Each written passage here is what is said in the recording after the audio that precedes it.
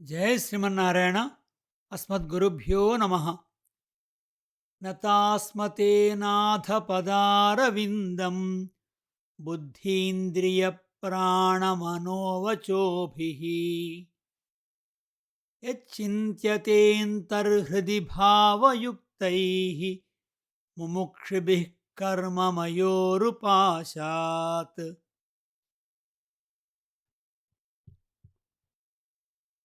ప్రభూ, మేము నీ పాదపద్మమును బుద్ధి, ఇంద్రియములు, ప్రాణము, మనస్సు, వాక్కులతో నమస్కరించుచున్నాము. కర్మ అనే గట్టి బంధము నుండి విముక్తిని కోరే భక్తియోగులు హృదయం లోపల నీ పాదపద్మమును ధ్యానము చేయుదురు. 11th canto 6th chapter 7th prayer. భగవద్బంధువులారా, శ్రీమద్ భాగవత తత్వదీపిక షష్ఠ స్కంధము 3వ పాడ్కాస్ట్లో స్వాగతం. ఇంతవరకు అజామిళుడి యొక్క వృత్తాంతంలో విష్ణుదూతలు యమదూతల మధ్యలో జరిగేటువంటి సంవాదాన్ని మనం చూశాము. సత్వరజస్తమో గుణాల యొక్క ప్రభావం ఏమిటి, మనిషిలో మార్పులు ఎలా వస్తాయి, ఆ విషయాలని కూడా మనం తెలుసుకున్నాం. ఇప్పుడు ఈ విషయాన్ని అజామిళునికి వర్తింపజేస్తూ చెప్తున్న దాన్ని మనం విందాం. అజామిళుడు వేదశాస్త్రములను అధ్యయనము చేసిన బ్రాహ్మణుడు. మంచి నడువడి ఆచారములు గలవాడు. శాంతి మొదలగు గుణములు కలవాడు. బ్రహ్మచర్యము, తపస్సు మున్నగు నియమములను పాటించినవాడు. మృదువైన హృదయం గలవాడు. సత్యవాది, గాయత్రి మంత్రోపాసకుడు, పవిత్రుడు, నిత్యము గురువులకు సేవ చేయువాడు.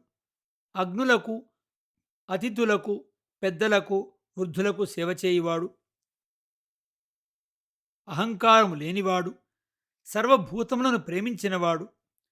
స్వార్థము లేక పరకార్యమును చేయువాడు.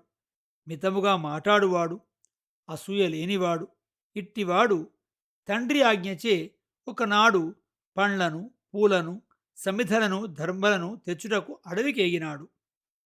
ఆ అడవిలో కాముకుడకు ఒక శూద్రుడు ఒక దాసితో మద్యము సేవించి ఒడలు తెలియకుండా కామప్రకోపముతో భోగమును అనుభవించుచుండగా చూచెను. ఆమె కూడా మద్యము సేవించి ఎర్రవారిన కనులతో అతను సమముగా రమించుచున్నది. ఆమె బట్ట వీడి బయట జారిపడుచు లేచుచు నవ్వుచు నవ్వించుచు అతనికి తినిపించుచు తాను తినుచు సిగ్గు లేకుండా విహరించుచున్న సన్నివేశమును చూచినాడు. అతడు కామముతో ఆమెను గట్టిగా ఆలింగనము చేసుకున్నట్టు చూచి ఈతని మనసు కామమునకు వశమైనది. దానితో మోహపడినాడు. దానికి కారణము అతని కర్మయే. చదువును, నడువడిని, గురువు వద్ద విన్న దానిని గుర్తు చేసుకొని మనసును నిగ్రహించుకొనవలని ప్రయత్నించినాడు. కానీ మనసు లేకపోయెను.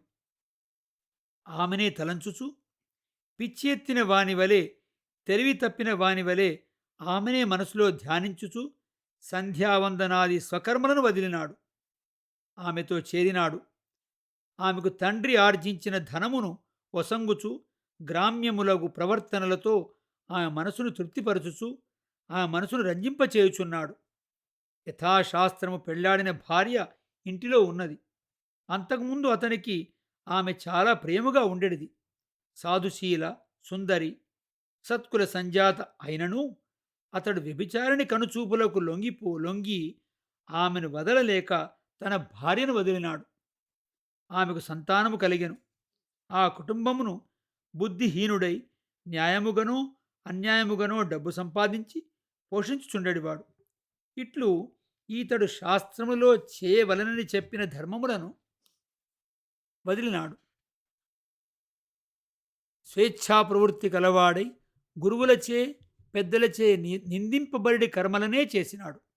ఇట్లు చాలా కాలము అపవిత్రములకు జీవనముతో ఆయువునంతను గడిపినాడు. ఇతడు చేసిన కర్మకు ఇతడ ఉండగా ప్రాయశ్చిత్తం ఏమీ చేసుకొనలేదు. కనుక యముని వద్దకు ఇతనిని తీసుకుని పోవలెను. అతడ విధించిన దండముచే తప్పక ఇతనికి శుద్ధి కలగదు. దండముచే తప్ప ఇతనికి శుద్ధి కలగదు.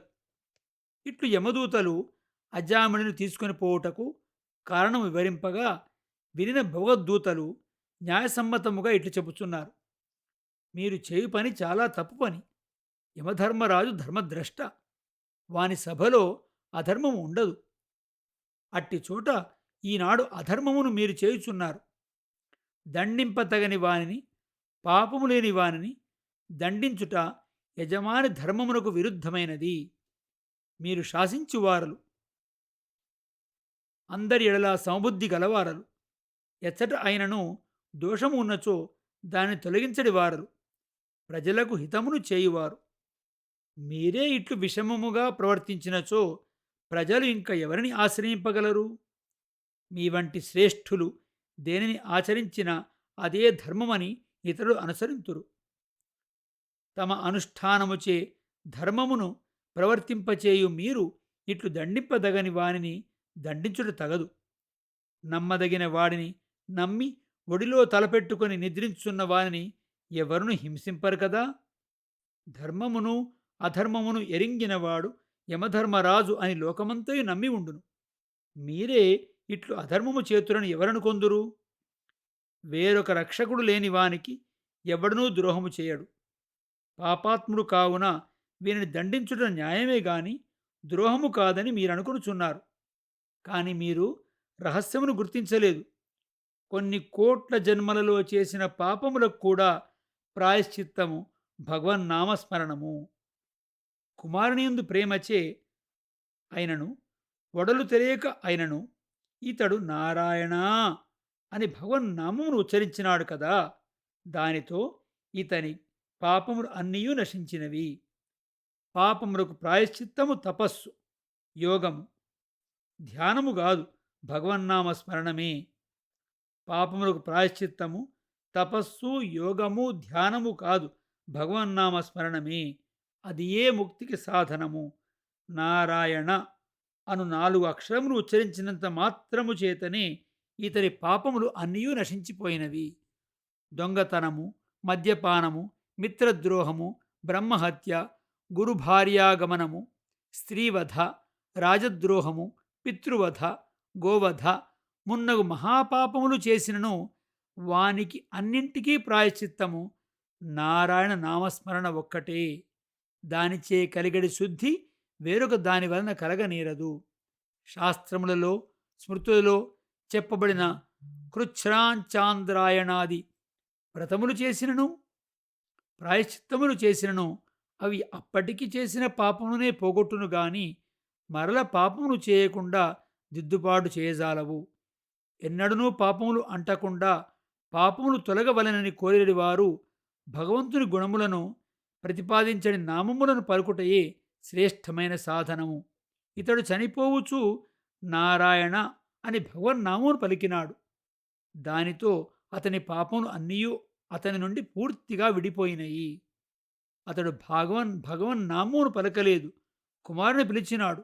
కుమారునికి సంకేతముగా నారాయణ అని పేరు పెట్టుకొని దానితోనే పిలిచినాడు. బిడ్డలకు పేరుగా పెట్టుకొని పలికినను, ఉచ్చరించలేని వానిని ఎగతాళి చేయుటకు పలికినను, ఊత పదముగా పలికినను, ఒకరిని గూర్చి హేళనముగా పలికినను, ఎటులైనను భగవంతుని నామం పలికినచో వాని పాపములు అన్నీ పూర్తిగా నశించిపోవును. ఎత్తు నుండి పడినప్పుడు గాని, కాలు జారినప్పుడు గాని, కాలు చేయి విరిగినప్పుడు గాని, పాములు తేళ్ళు మొదలుగునవి కరిచినప్పుడు గాని, ఒడలు కాలినప్పుడు గాని, జర తీవ్రచిచే గాని, ఎవరైనా కర్రతో కొట్టినప్పుడు గాని శ్రీహరి నారాయణ అని భగవంతుని గురించి కాకుండానను నామమును ఉచ్చరించినను నరకయాతను పొందుటకు తగడు. మీరొక సందేహం కలగవచ్చును. ఈతడు చేసిన పాపము చాలా పెద్దది, కొడుకు పిలుచుచు నారాయణ అనుట చాలా స్వల్పమైన పుణ్యము. అంతటి పాపము ఇంత తేలికగా పోవునా అని. ఆ సందేహమునకు సమాధానం వినుడు. కొన్ని పాపములు పెద్దవి, కొన్ని పాపములు చిన్నవి. పెద్దవానికి పెద్ద ప్రాయశ్చిత్తములు, చిన్నవానికి చిన్న ప్రాయశ్చిత్తములు మహర్షులు చెప్పినారు. తపస్సు, దానము మొదలగు ప్రాయశ్చిత్తములు ఎంత పాపమో అంతకు తగినంత చేసి పాపమును తొలగించుకొని పవిత్రము కావచ్చు. ప్రాయశ్చిత్తముగా చేసిన తపస్సు, దానము మొదలగునవి వారి అధర్మమును తొలగించును గాని, అధర్మము చేయుటకు కారణమైన హృదయమును అనగా మనస్సును పవిత్రము చేయజాలవు. మనస్సు పవిత్రమగుట భగవన్నామ స్మరణ చేతనే. బుద్ధిపూర్వకముగా చేసినను, అనుకోకుండా చేసినను భగవన్నామం ఉచ్చరించినంత మాత్రమున మనస్సు పరిశుద్ధమై అధర్మమునకు యోగ్యము కాకుండా పోవును. కాల్చవలనని అనుకొనినను, అనుకొనకపోయినను నిప్పు తగులగనే కర్ర ఎట్లు కాలిపోవునో అట్లే నామము ఉచ్చరించినంత మాత్రమున మనసు పరిశుద్ధమగును. శక్తివంతమైన ఔషధము తెలియక పుచ్చుకొనినను దాని ఫలమును అది ఇచ్చును. భగవన్నామము బుద్ధిపూర్వకముగా గాక హేళగ పలికినను అది మనసును అంటిన దోషములను తొలగించి పవిత్రము చేయును. సందేహము లేదు. మేము చెప్పిన విషయములో మీకు సందేహమున్నచో మీ ప్రభువగు యమధర్మరాజు నడుగుడు. అతడు ధర్మం యొక్క రహస్యమును ఎరుంగును చెప్పారు. దీని తర్వాత మరి విషయాన్ని మరొక పాడ్కాస్ట్లో మనం తెలుసుకుందాం. జై శ్రీమన్నారాయణ. అస్మద్గురుభ్యో నమ.